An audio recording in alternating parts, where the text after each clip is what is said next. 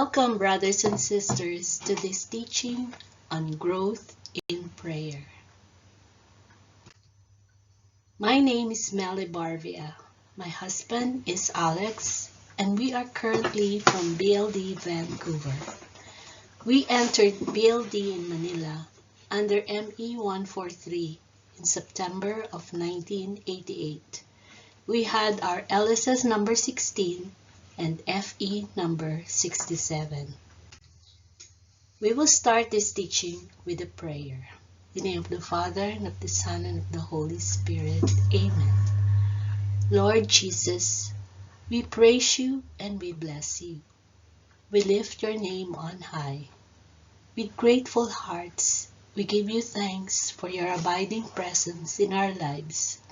Thank you for all your wondrous blessings that you pour upon us each day. Thank you for this grace to be present here tonight for this teaching. We ask for the mighty presence of your Holy Spirit to be upon us, that we will be able to fully enrich our prayer life. All glory, praise belong to you now and forever. Amen. This is a must-see and popular seminar on the essentials of prayer, praise and worship in the power of the Holy Spirit. It also discusses the Catholic character after having been renewed by the power of the Holy Spirit. This seminar includes 1. Prayer. We learn of the fundamentals on how to live a powerful prayer life. 2. On praise. God is known in His church today, but those living a life of praise know Him in a very special way. Find out why God inhabits the praises of His people. 3. On worship. The Lord says in John 4 verse 24 that God is spirit, and those who worship Him must worship in spirit and truth. Here are the specific learning objectives. At the end of this module, you, the learners, shall be able to accomplish the following: to know the role and importance of using the Bible in our prayers, to be able to discern the many ways God will answer our prayers, to be able to pray with assurance that God will answer, to know the steps we can take to grow in the knowledge of God's will for us, to understand the power and necessity of using the name of Jesus in prayer. Additionally, this module will let the participants understand the importance of praying and fasting and know the whys and the hows of fasting. Foster a better understanding of the gift of praying in tongues and to encourage participants to use and nurture the gift. Allow the participants to know and understand the basics of praise and worship. We are now in session 1, which is using the Bible in prayer. You know, I have a story about this, the Holy Bible. When Alex and I got married, somebody gifted us with a Bible, and we didn't give it really much thought. We just stored it in one of our cabinets, and it was there for so long collecting dust, and we really didn't bother opening it. It was only after the marriage encounter that we started opening the Holy Bible. God has a plan for us. God wants to talk to us through the Holy Bible. So for those of you with a similar experience like us, it's time for you to get your Bibles out of the closet and start reading it. This is the Bible commonly used in the U.S. and by the U.S. Catholic Conference, the New American Bible Revised Edition, or NABRE. For Canada, The Bible version commonly used is the New Revised Standard Version, Catholic Edition. Also, we have the Catechism of the Catholic Church, or the CCC. It is a rich resource of what we want to know. Think of it as a user manual in trying to understand our Catholic faith. You can access all three of these online for free. Our foundation verse or Rema is, "If you abide in me, and my words abide in you, ask whatever you wish, and it will be done for you." John 15 verse 7. What is the role of the Bible in our prayers? It reveals God's will as a basis for prayer. It instructs us on how to pray and how not to pray. It shows us the conditions for effective prayer. It gives us many examples. Why is it important to use the Bible in prayers? We are spiritually cleansed. We are given life. Strongholds are destroyed. God's Word will accomplish it. How do we use the Bible in prayer? There are three types of prayer. First is the vocal prayer, which are spoken words where we translate our emotions externally. An example of this is Our Father. Second, through meditative prayer, which is a quest to discover what the Lord wants from all of us. It engages our thoughts, imaginations, emotions, and desire. Third, through contemplative prayer, it refers to the silence when we are one with Christ. It is a combination of love and a gaze of faith. Our takeaway: when we use the Bible, it says, "My word that comes out of my mouth, it will not return to me empty, but will accomplish what I desire and achieve the purpose for which I sent it." So in other words, when God says something, His word will not turn to Him void or empty. It will accomplish what He desires, and it will achieve the purpose for which He sent it. Let the word of Christ dwell in you richly in all wisdom, teaching, admonishing one another in psalms and hymns and spiritual songs, singing with grace in your hearts to the Lord. We move now to session 2, which is receiving answers to prayers. There is a very beautiful illustration here below. It says, "At my lowest, God is my hope.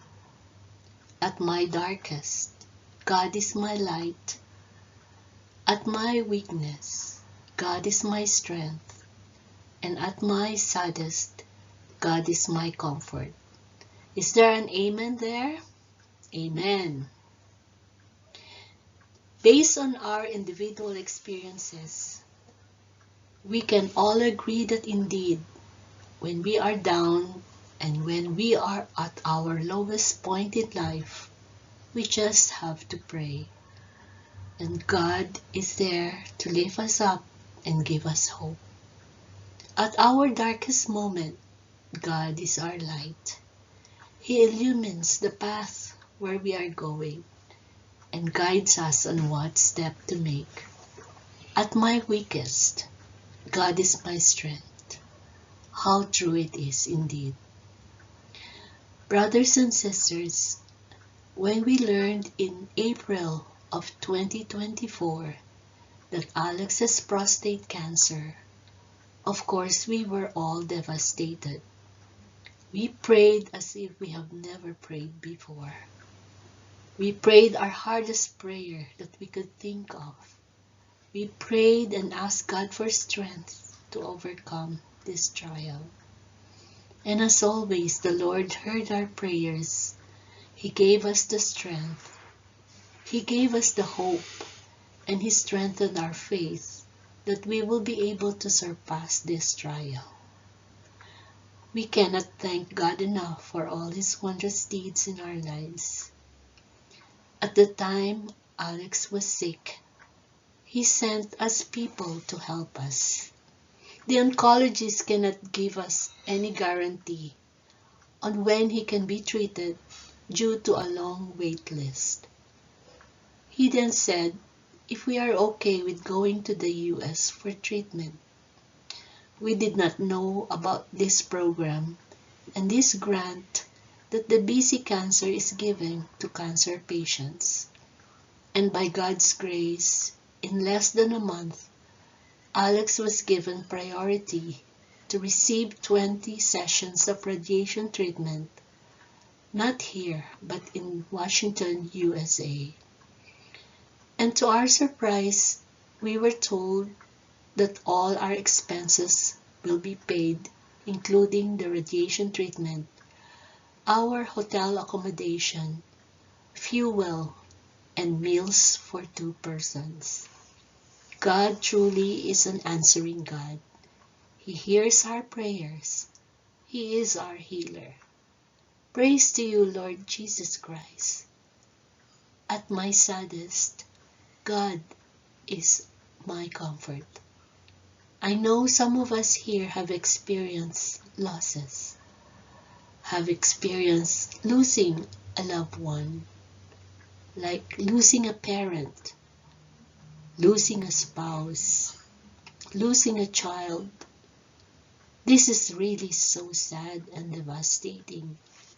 But at our saddest moment, God is there to comfort us, and God is there to heal our brokenness. And God is there to make us whole again. For session 2, the foundation verse or Rhema for this teaching is, so if you sinful people know how to give gifts to your children, how much more will our Heavenly Father give good gifts to those who ask Him? The Lord knows. When you need, when you ask, God listens. And when you believe, God works. What is God's answer to our prayers? There are 4 ways by which God answers prayers. The first is an outright yes. The second is He answers more than what we ask for. The third is God wants us to wait. And the fourth is no. In 1997, we were still in the Philippines back then, and we were asked by our head servant, Sonny De Los Reyes, to visit Vancouver to conduct a visit to our North American districts. Alex and I were in charge of the District Governance and Management Center, and we handled the districts abroad. So we came over here in BC to meet with the leaders, to conduct the first marriage encounter, and to open up BLD Vancouver. While we were here in 1997, we conducted an ME. After the ME weekend, of course, friends toured us around and showed us the beautiful places of BC. We were all impressed, and we both found BC beautiful, an ideal place to raise a family. So when Alex and I talked about it, we were interested in applying here as permanent residents. So when we went back home to the Philippines, we discussed it with our children. We started to discern prayerfully what is the Lord's will for us. We based our decision on the reading. We selected the first day after the end of our term of office. The reading was about the faith of the centurion. And of course, when you discern, God answers through the scriptures as well. And so God's answer was, go as you believe. That was his answer to our discernment. And so we applied for Canada. That was in April of year 2000. We waited and waited and waited, and we didn't receive any response. We didn't hire any consultant to help us go through the application because at that time the consultant fee was 4,000 Canadian dollars, and we didn't want to spend that much money. It can go somewhere else where it will be more important. So we did it on our own. And when we filled our application, it took us lots of waiting, praying regularly for our plan, which took 5 years. In 2004, we received a reply from a Canadian embassy asking us to come and bring our children for an interview. When Alex and I were told by the consul, Mr. Ibarvia, you didn't reach the desired points for a skilled applicant. Technically, you are considered a high school graduate because you didn't finish your 5th year engineering course. So there goes another problem. The consul went to discuss our case with his manager.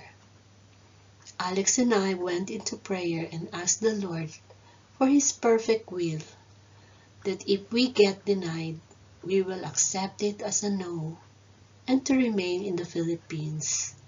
And then we prayed in tongues. The consul came back and said, can you send in your children? I want to talk to them. We sent our 2 elder children and they talked with the consul. After their conversation, we were told to come in. And then afterwards, the consul said, I'm not the one to approve this, but I'm giving you a 99.9% approval because he says our family will make good immigrants. Looking back, I would say that the Lord answered that prayer more than we asked for. Why? Because had He allowed us to come to Canada earlier, we would have encountered problems then. I was studying nursing that time, and if we were to migrate here earlier than 2005, I would not have finished the course. And so with my 2 children. Had we come here earlier than 2005, they will have to come here and finish their university studies, which was so expensive. Looking back, the Lord asked us to wait because He has greater plans for us. So all glory and honor to you, Lord Jesus. We sometimes will be surprised at God's plan for us, and we will just have to trust Him. He has designed things to work out for the best and what is good for us. I know you have your own stories to tell about how the Lord answered your prayers, but this just shows that if we trust Him, He will do greater things for us. Amen? Amen. Why do we not receive answers to our prayers? What are the barriers to prayers? They are divided or wrong motives, unconfessed sins, unforgiveness, problems in relationship. What do we mean by unconfessed sin? Isn't it we always, in the prayer meeting, we always have the contrition first before we go to intercession? Because we want to cleanse our hearts, cleanse our minds of any sin that will hinder the grace of God to work in us. Another is unforgiveness. How often do we as shepherds emphasize this to our lambs, that they should forgive those that they have not forgiven in the past? Why? Because unforgiveness blocks the grace of God to work. It is a big block. So we tell our lambs, if you have anybody that you have not forgiven, please forgive them so that the Holy Spirit can freely come down to you during your baptism. There are other barriers to prayers. Lack of love. An example of this is when we are not sensitive to the needs of others. I remember there was an appeal for help for a family who was having financial problems in the community. Because the wife has cancer, the husband has to work, and no one will take care of the 3 kids. I was talking to a fellow community member, and there was really a big answer for this appeal. They were able to raise big amount to help them. The sister had to come from the Philippines to take care of the 3 kids, so they need financial assistance. This is an example of showing our love to our neighbors. When there's an appeal for help, we know we can, even in a small way, we respond and we help. Lack of love, doubts, stubbornness are additional barriers to our prayers.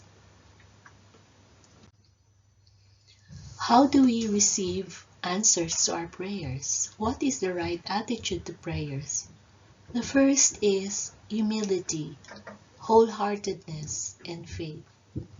The Holy Bible says in 2 Chronicles 7, verse 14, "If my people who are called by my name humble themselves, pray, seek my face, and turn from their wicked ways, then I will hear from heaven, and I will forgive their sin and heal their land."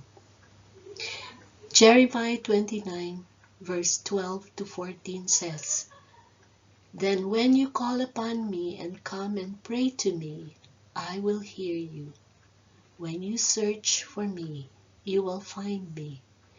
If you seek me with all your heart, I will let you find me, says the Lord, and I will restore your fortunes and gather you from all the nations and all the places where I have driven you, says the Lord, and I will bring you back to the place from which I sent you into exile." Mark 11 verse 24 says, "So I tell you, whatever you ask in prayer, believe that you have received it, and it will be yours." There are 3 more right attitudes: righteousness, obedience, and perseverance.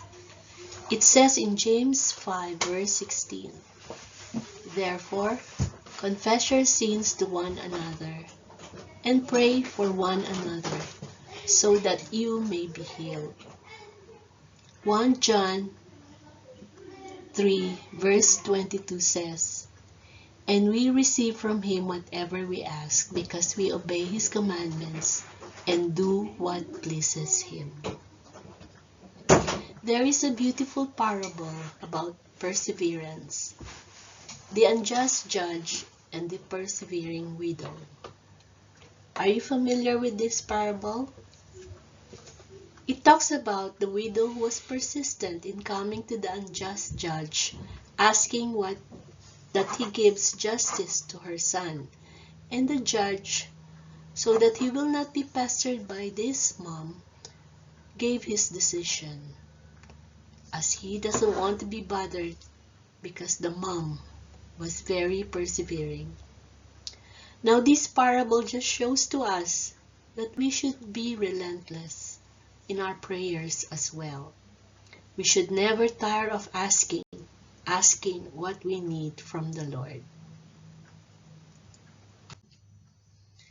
What is the takeaway of this teaching then? It is in Matthew 6 verse 33.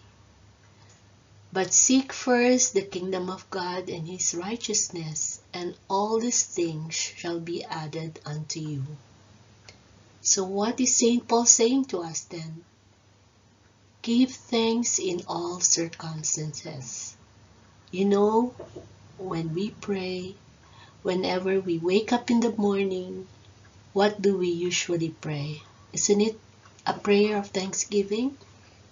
Thank you, Lord, for this new day.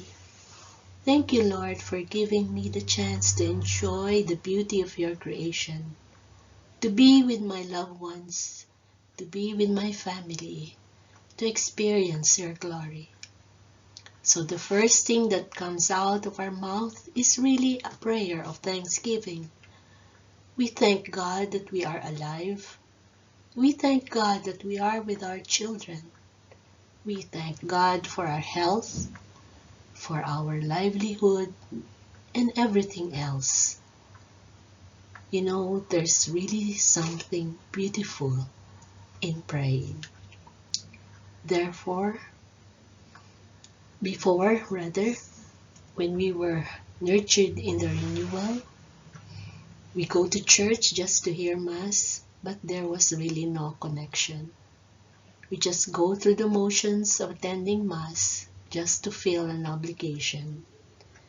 But after our marriage encounter, and our LSS most especially, we developed a hunger to cultivate and to grow our prayer life. And for the 35 years that we have been in community, we have seen how good the Lord is. We have experienced His love, His goodness, and His faithfulness. There will be questions for you to reflect and share with your group.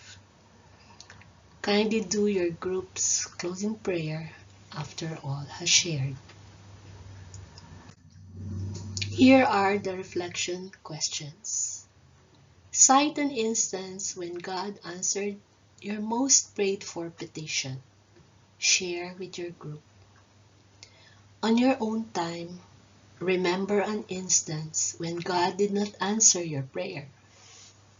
What do you think were the reasons God denied your request?